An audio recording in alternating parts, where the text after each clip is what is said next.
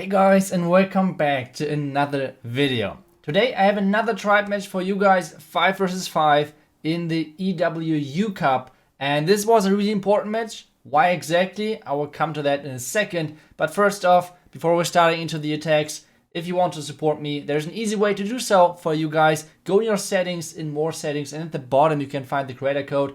You can use that, for example, when you're buying any of the offers, the Gold Pass, any gems, whatever you're buying, anything in the game, you're supporting me. Thank you guys so much for the support, and let's get started with the first attack. And this one is actually Tribe Gaming versus Activit-E. And this one is actually an important match because we're actually touching on the attack itself. A little bit background history because this match is kind of important for us. Because like I said in the beginning, this was part of the EWU tournament, EWU Cup. And, well, that's one of the bigger community leagues right now, or like bigger community tournaments right now, which is going on. And this was one of the last group matches for us. So if we win this, we're in the playoffs. If we lose this, we're out of the tournament. So this is going to be a really important match for us. Starting off this will be Fabian with Yeti smash attack. And what he's going for the Yeti smash on the flank of the Town Hall. One thing a lot of people are not really taking a look at is the air sweepers for the ground attacks, which normally, it makes no sense when I'm saying that in that sense that, well, you have to take a look for the air sweepers for doing Yeti smash attack. This sounds kind of strange, but it's actually one of the most important things to do so, because what exactly and why is the Yeti smash working? The Yeti smash is working because your healers transition over from your queen or your warden from the beginning over to your Yetis and make them nearly unkillable. So that's kind of the goal in behind of the Yeti smash attack. If you're having sweepers pointing to your direction, you're always running the risk that the healers are getting pushed back and they're being stuck on your queen instead of actually healing your Yetis. So this is kind of like one of the reasons why a lot of Yeti smash attacks fail, because just the sweepers push back the healers and the Yetis can actually die again. So on this attack, even though the sweepers were not pointing his way, the healers not really healed the Yetis, and this means all of the Yetis died out, which in the end results in this not too high percentage. 82% or like an 80% 2-star is not that high on the competitive level. So it's a really good defense to start off with for us in this match. And well, that's how the match was started. So I guess we should jump over to the next attack, because this won't be too many more percentage. I think we can just speed that up to get faster to the next attack. But well, so far everything's looking good for us. Let's see who's starting off the war for our side, and let's see how that will turn out. The first one is going to be Nick, who is going in, and he's going to start with the Soui Lalo. So what is he doing on this one? He's starting off with his Royal Champion, making sure that the funnel is right. Like, what do I mean by that? His goal right now is to actually get the Town Hall with his Soui. He's using for that actually 3 heroes, which is a lot. But at the same time, if that part of the base is getting taken out, the back end of this one looks kind of decent for Lalo, because you always have the air defenses next to scatter shots, which means all of the scatter shots are tanked by the lava hounds. That's kind of the goal. But the bad thing about this is that the queen is not going inside. And why exactly is that the case? You have always those holes, especially in those Legend League bases, because what those holes make is that they are acting kind of weird with the outside buildings in combination with the queen. So on this one, he would have needed to funnel really well to make sure that his queen is actually stepping inside. And this was one of the problems which he had to face. And well, now the queen is not going into the right direction, which means the Town Hall will keep staying. So there are 2 more loons coming in. Those 2 loons are meant to activate the Town Hall, which in the end the queen is already doing. So he can send in his slammer to make sure that the Town Hall is going down. Normally the slammer is meant to go for the bottom side of this base, so he has 1 less slammer and 1 less rage, because that's what he needs to drop to make sure that the Town Hall is going down. Now we're starting off with his Lalo, and like I said, the big problem right now is that he has not his slammer. Normally the slammer is, like I said, designed to take out the bottom part of this base to make sure that he delivers the dragon for the enemy Royal Champion. What he's doing really nice over here, he's using the rage spell in combination with the lava pups above the first air defense to make sure that the Royal Champion is out.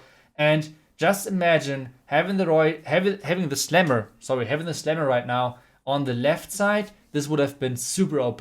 And like I said right now, the scatter shot are always tanked by the Lava Hounds, which is one of the big weaknesses, and this is why we opted into the Soui Lalo. So if the Soui would have worked from the top side, this would have been easy triple. Just imagine on the left side the slammer still, this would have been easy triple. But sadly, this is not going our way, but still, we get a decent percentage on this one, since all of the outside buildings are getting smashed by the loons, which means like all of the minions have like free time to collect those percentages, which even though it's only 2-star, we still got higher on percentage than Activit-E, and this is always a good thing when you're getting more percentage than your opponent.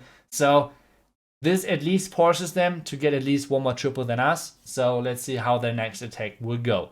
The next attack is going to be by iPro, and he's one of the guys which I saw multiple times already at the top leaderboard. So he's definitely knowing what he's doing. So let's see how he will take a look at this base. And one thing which so many people ask us, or like asked me in the comments when I uploaded one of the latest videos, I think it was against Alternate, and they asked iTzu how it's possible that someone's having actually 2 super troops. Like iPro has right now the super goblins, which are arguably right now one of the best funnel troops in the game.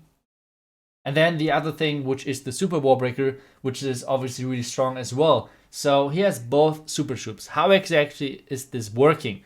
This is working with with actually activating the super troop for 1 week, for example the super warbreaker, and then using those super warbreakers for basically no multiplayer matches anymore. For example, in like normal matchmaking or like Legend League, you just do not use the super warbreakers. What this does is they will always stick in your army camps. In addition to that, since all of those wars are like friendly matches or like the friendly war option, this means the armies won't get lost if you use them. Which means those super warbreakers will stick into those army camps forever and they can't get out of those. So it's the same with the super goblins, obviously. So the order in which you're doing that doesn't really matter. For example, I have right now super warbreakers as well in my army camps, even though I do not have them activated anymore. So that's just a small trick, but the only thing which you have to watch out for, like I said, is if you want to use those super troops in normal matchmaking, it's not working because they're just gone. It's only working for FCs and friendly wars. On this one, we have iPro. I obviously like skip a little bit more on the attack, on the commentary, but on this one, iPro is facing off against the last couple of remaining defenses. There's only one Warden left on defense, which can actually defend this, but he has like a big group on the bottom with miners. So let's see, the Royal Champion will die out kind of soon. As you guys saw as well, there was only one super warbreaker planned in this attack. The second one was just basically swag, but he didn't want to delete the warbreaker from his army camps because then they would have been gone. So he always is saving 2 super warbreakers because that's normally the amount of super warbreakers you need to basically wreck any base. On this one, he has the miners still alive. The miners will go for the warden, and they should go for the enemy clan castle, and this means they should be in time to get the 3-star. So nice recovery, nicely done over here, and this means iPro and Activit-E are going to lead 1-0 in triples. So we have to get our feet once again into the match, and let's see who's going to be the next one for us. And it's going to be EVCheck who's doing that. And on this attack, he's going for the Yeti smash. And one thing which I first off planned maybe as a queen charge were like two super warbreakers. First off into the air defense, and the second one into the wizard tower. And then we can discuss like what would be the follow-up, like what is the next thing to do. And the charge didn't really make too much sense. So watch us the Yeti smash, which we were coming up with. And well, EVCheck tries to somehow make this work and get the 3-star done. So let's see if that somehow can work. So we have our Yeti smash coming in, and the nice thing about that is like the base is getting really narrow if you completely ignore like the right side. So that's something which is kind of important on this one. Because you have still the siege barracks which is coming in from the bottom side. So that's something which you always have to keep in mind that the siege barracks is still a thing on this attack. And then obviously the Hawk Riders, which will take care of the bottom part of the base. Then you might think, okay, the Scattershot and the Royal Champion will defend that, but you can reach both of them from the core of the base. So that's kind of nice. So we're waiting for the siege barracks to getting opened. Meanwhile, the core is getting completely wrecked by the Yeti Smash troops. And now the Royal Champion is coming in as well to support the troops, to support the Hawk Riders. And now the backend is completely smashed, but slowly but surely the Yetis are dying out. Not because of the damage, I think, but just because of really well placed spring traps on the defense. So this is still close. The last Infernal Tower is getting smashed. Still Queen is the Royal Champion ability, so it should be enough. But still, let's see. Queen ability is getting used. Cannon is getting taken out. Royal Champion ability still untouched. And a P.E.K.K.A. and a Wizard on the 3 o'clock side. Still the one Wizard going for the Royal Champion building. And this should be a triple. So nicely done to Eve check. To the recovery. This means we're 1-1 on triples. Each clan had 1-2 stars so far. We're leading on percentage a little bit. But let's keep going. 3 more attacks on each side to go. And the next one who's going in is Dover against Nick with the drag bed, which is actually kind of funny because Nick was one of the guys who actually brought back the drag bed into the competitive play. Like, it was one of those strategies which were not used that often, and then Nick made them work like tons and tons of times, and people are slowly but surely catching up to that again. So it's kind of funny if you try to attack Nick with drag bed because that's like his strategy, his thing. So let's see if that can work. The Electro Dragon is getting placed kind of early on to kind of bounce a lot of things with those storages. And now the King at the bottom to take out all of those trash buildings. On the right side, the Queen. And just take a look at those bounces. Those bounces are crazy. So nicely seen by Dover with the Electro Dragon. The Electro Dragon is getting tons and tons of value. The King, I don't really know why exactly he placed the King watching this attack. Because what exactly did the King get? Not too much, to be honest. Maybe he misplaced his Queen. I'm not sure, but I just don't understand why he dropped the King over there. Because the King just cleared a couple of trash buildings, which the dragons could have killed as well. So why would you use the King over there? I don't get it. Maybe someone in the comments can explain that to me. But I feel like the King and the Queen could have been combined over there to take out more. But instead he used the King at the bottom, and now even the King and the troops, which were like spawned by the King, the barbarians, lured the clan castle out, which is obviously not the best thing to happen because lava normally not targeting air troops, which means the lava would have stayed inside. So this is always a bad news for the attacker. Now the Royal Champion from the top side to make sure that the Wizard Tower is getting taken out. Meanwhile, the Bat Wave is doing their thing, looking not too bad. Royal Champion getting used with the Royal Champion ability. The Wizard Tower can shoot one time, which means most of the bats will die, and this will make sure that this attack is gonna fail. So I don't know. I think the attack could have worked with better King placement. Was a good idea, to be honest, but like I said, just the King. I don't get why he used the King over there. Either way, this is not the best percentage, but still okay, around about 80%. So this means they're not out of the war yet. But let's see if we can follow up on our own or if we leave the door open, kinda.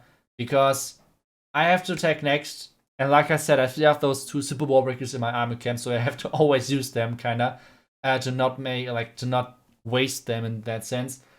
So what was the idea behind my attack right now? And let's see if it works, obviously, because it's always a big difference in between of the idea you have and the actual plan, how it will turn out in the end. So the idea was to kind of clear the right side of the base with the Bear Dragon because there was not too much air targeting defenses. And then wall break in the Queen into the air defense. And then a second layer to get the Eagle. And that was the idea. What this does, I would get everything which is marked right now in blue. And the King would get everything on the left side. And then I would still have the Siege Barracks to support even more to make sure that everything is like staying inside. And that's kind of the hybrid pathing, which is not looking too bad. That's kind of the plan. Let's see how it turns out. Let's see how that will work. Meanwhile, we have the first rage on my Queen. And this rage is kind of the MVP of this attack, I feel like. Because First off, I took out the enemy Scattershow with the rage, I took out the enemy king with the rage, and I took out the royal champion with 1 rage. I mean, you can't get any more value with the rage. And now the next set of, or like the next super wall breakers coming in. I don't know, like I saw a lot of comments about when I talked about the super wall breaker nerf, and a lot of people were like, yeah, but that's a nerf, it's doing whatever.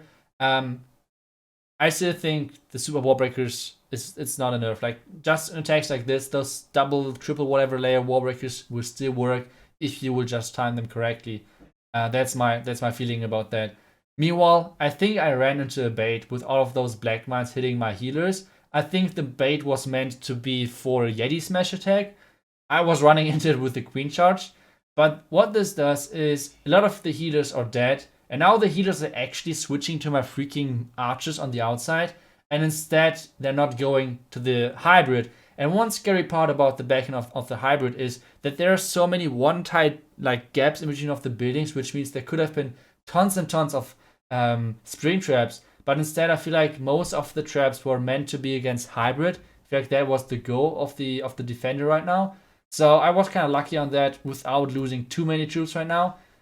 Finally, the archers on the right side are dead. Now the healers are coming over. Way too late, obviously.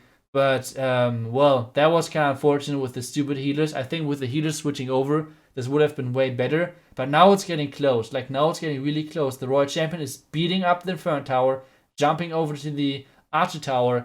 And this means even though it was messy and was kind of unlucky with the healers, we still managed to get the 3-star in. And this means we're leading 2-1 with the triples on an equal attack amount. So let's see on how the last remaining attacks will turn out. 2 attacks on each side, and the next attacker on Activit-E side is going to be BN on Lex. And actually he's that scared of those lava walls that he has to go with air. Otherwise those lava walls would be just screwing over, I guess. I'm kidding. They're actually foreground exposed, so that's kind of obvious that he's going with air. And he's actually going with Electro, which is always fun to watch. So let's enjoy and see what is it exactly he's doing. He's starting off with the Soui, making sure that his king is actually taking care of the enemy royal champion, which is super smart. Then the queen is taking care of the right side, which is creating like a nice pathing for later on. And he's taking care of the air defense, which means his blimp can actually get deep into the base. Now the blimp is coming in, and I'm not 100% sure. I feel like the blimp could have been more towards the left, because with his blimp placement, he actually put his Electro Dragon into the range of the sweeper. I will click on the sweeper in a second, but with the Electro more towards the left, he would dodge the sweeper and make sure that well, the Electron is going way more smooth. So either way, this was the Electron. Let's see if this can still be enough. With the Lalo getting into the first part of the base, into the Town Hall. Town Hall is getting activated by the lava pops and by the earthquake. Nice warning ability to make sure that everything is staying alive. Another thing about this base, once again, about Lalo, is that the air defense is perfectly tanking, or like the placement of the air defense makes sure that the lava hounds are perfectly tanking for his loons. So that's looking really good for him. He's sending in the Royal Champion as well to make sure that there's more damage on everything. Nice haste spell. And now the sweepers are coming in handy, because those sweepers are actually pushing the loons away from the eagle, and the eagle can shoot like non-stop on the loons. Another sweep of the sweeper, and the sweepers are kind of being the MVP right now. Not only in the first part with the Electron, but as well in the back end with the loons. And the loons can't just get through the sweeper, which in the end means this is not going to be a triple. Good try. I think the plan could have worked with just a different angle on the sweep on the blimp, but except that, it was a good attack. The only bad thing was like the opener with the Electron angle. Everything else was perfect. So really good try on that one. Above 90%, and well, this at least gives them the open that if we not get the 3-star on the next one, that they can still come back in the last attack. So let's see who's attacking next, and let's see how that attack will look like. So Hex is going to attack next, and he's going to attack with like a Queen Charge hybrid, and he's going with the Queen Walk, going around the 3 o'clock side. he's starting off with his healers a little bit early. Why do I say that? That was kind of like the idea I had on this base. Letting the queen walk around, double layer into the town hall with like super wall breakers, making sure that the gold storages are gone. But I wanted to have the healers more towards the right side because of the air defense. I will show that range in a second to you guys. Because this range is really close to the healers as soon as the queen is like getting around the corner. Like what? But still, what is the overall plan? The next step of the plan is going to be the siege barracks at the bottom, and then like the hybrid getting into the splash damage early, and then like with warden ability and everything. So let's see how this turns out. So far, the healers are not into the air defense range, which is great. A little bit risky on the placement of the healers. And now Queen is stepping forward. Next set of wall breakers any second. And the clan castle is getting taken out. So like I said, the next step is to get the hybrid into the town hall, into the splash damage. And because there's so much splash damage and the enemy queen obviously all together, you will need a really early warden ability, because otherwise this will be a huge mess. So queen is taking care of the last ice golem, and now she's going for the town hall, and he's waiting over here a little bit too long for the hybrid. Why exactly do I say that? Because he needs the hybrid to tank for the queen, and those two groups of troops need to work together to like to split up the damage. Otherwise, this won't work.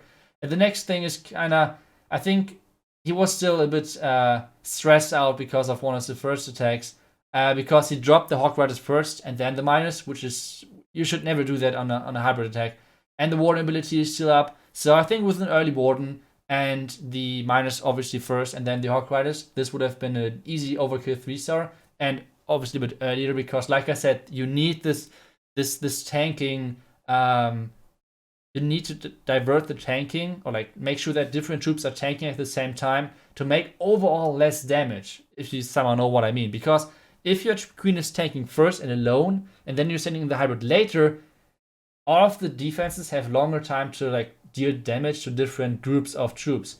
If you send everything at the same time, kinda to meet up in the core, those defenses can only deal damage at a time to one certain troop. For example, like a miner, a hawk rider, or the queen. So if everything is coming into the group together, the core defenses can't deal enough damage to make everything kind of useless. So that's why you try to go, if at some point there's too much damage, you try to have multiple groups of troops coming together. That's kind of the goal. So that was kind of unfortunate, a little bit bad, but he had a really nice comeback triple in the next war, which you guys can see on Carbonfin's channel. So since I saw already that he uploaded that video, I was just going for this war. And well, so last attacker in for Activit-E, and it's me who has to defend. On this base, this setup at the bottom is kind of easy. I wouldn't say easy, but it's kind of obvious to queen charge, because you have two multi-inferno towers. A lot of people have those super wall breakers, so it's easy to decide, okay, let's charge that, because those super wall breakers are completely useless, are completely overpowered against multi-inferno towers. So that's kind of the bait in behind. And he went for it, and he didn't set up the funnel properly, which means his queen is going like on the outside. He has to use his royal champ to make sure that the inferno tower is going down, which isn't really working too well as well. And now you guys might wonder about why does base builders right now use those gaps, and like why do base builders always use those strange wall compartments? And the reason behind that is that you can't target those outside walls with wall breakers. That's the first thing. And the second thing is, like in one of the first bases, I think on the Soui attack from Nick, those gaps in those walls make those queen pathings kind of unpredictable, and it's really hard to plan out where the queen is going next. That's kind of the secret in behind that, and that's why always around the town hall, especially, those kind of weird wall segments are placed. That's kind of the reason for that. On this one, he's getting into the base with the mines into the town hall, with the hawk riders into the scatter shot at the top side. But since the clan castle wasn't even lured, this won't be getting anywhere. Kind of what like the beginning was the big issue with his queen not going the right way, and from that point on, he just tried to save the 2-star, I guess. So well, lucky for us, this means we have one shot. As long as we're not getting any 0 or 1 stars, we should be alright on this one. And Lex has to be is the last attacker for us. So looking really good for us. let's see if Lex can make sure that he's getting a high percentage 2-star or like overall 2-star, whatever, or even triple to finish up this war and make sure that we're staying in the tournament and getting into the playoffs. That would be great. So, last attack is going to be Lex. This was a 68% defense. This is going to be the next base. And he's going in with the Yeti Smash. And, well, the plan was approved by our Yeti Smash god Eve Jack. So, Lexos went for it. I will probably mix up some things over the video with saying Lex is going for hybrid because that's what he's normally going for. But instead, today he's coming in with the Yeti Smash. And what is the goal in behind this? Or like, what is he going for? He's going with the Warden Walk for the Eagle. That's kind of obvious, I think, by now. But what is the next thing? The next thing for him is that he would jump like over this air defense, and then he would jump into the Town Hall. The goal right now is not to go into the left part like I just draw. It was just a small brain lag by me, but the goal right now is he wants to clear the upper part with his Yeti Smash, and then the bottom part with his Siege Barracks and Royal Champion. This is like how he wants to split up the base. So let's take a look at how exactly this will work, or if he needs to save his Siege Barracks for, like, he needs to switch over to the blimp and needs to save that for the tunnel because the tunnel is kind of far back. So, starting off with the hybrid troop, like I said, starting off with the Yeti Smash troops, and to get everything in. So far, everything is looking really good. The scatter shot is a bit annoying, but the healers are transitioning over. Like I said in the beginning, the Air Sweeper is a little bit annoying with those Yeti Smash entries, so you need to be careful. Early warden ability because the healers they just take their time to get onto the Yetis. Now the next jump, and like I said, he's not opening up with the left part of the base. He do not want to enter into the scatter shot. That's something which he wants to dodge. He do not want to enter there. He wants to get to the Town Hall and clear the upper side of the base. The next thing, like I said, is going to be he wants to start at the bottom with this Royal Champion to take out the bomb tower, and then he wants to have the Hawk Riders grouping up with the Royal Champion and taking care of the rest of the base. Siege Barracks is getting open as soon as the bomb tower is gone. There are a couple of goblins coming out. I don't know why he had them in there. And now the Hawk Riders in combination with the Queen, with the Royal Champ, trying to take her off the scatter shot. Nice freeze over there. Meanwhile, we have still the King and the Queen and the Royal Champ abilities. So except one hero, like the Warden, all of the hero abilities are left. King ability is getting used. Free spell is getting used. King is doing his thing over there. Queen is following, going for the inside defenses. Meanwhile, the Yetis are getting through the right wall, which means it gives access for the Queen for the back end. And this is looking really good for Lex, and this means we should end up on a triple if this is enough on time. Otherwise, this would be kind of unfortunate. This is looking really good so far. Skeleton's trap is popping up, so this might get really close on time. Minion on the right side. Royal Champion going for the last couple of buildings, and this should be a 3-star for us. This means the war is going to finish 13-11, and well, this was a close one. We're in the playoffs. This was great, and well, GG's to Activit-E. Nice war, close war, a couple of really close attacks they had, and well, GG's. I hope you guys had fun watching this. Next thing, today, there's like the next step or like the next qualifier for the Clash Worlds. And obviously whoever is participating over there, best of luck to you guys. Hope there will be tons of nice matchups, and well, I will see you guys back tomorrow for another one. See you guys until then, and bye bye.